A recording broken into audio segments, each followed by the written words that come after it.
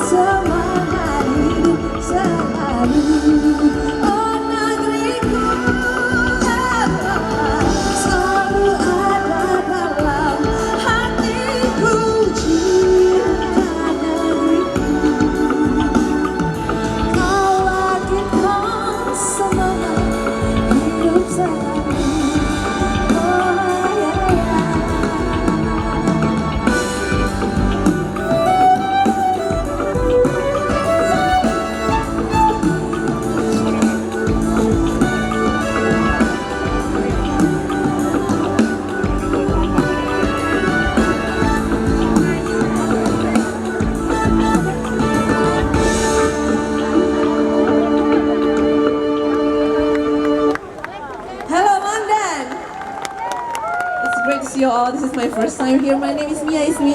I'm Miss Batik Indonesia 2011. If you don't know about batik much, you can go to the booth over there. There's a batik workshop. I'm also wearing one by adalah, and this is also batik motif. So, my next song is gonna be Horas Indonesia. It's in Batakese. So maybe some of you from Batak, are you here? Yeah, you are? Oh my god. Okay, this is a song for you called Horas Indonesia or Hello Indonesia.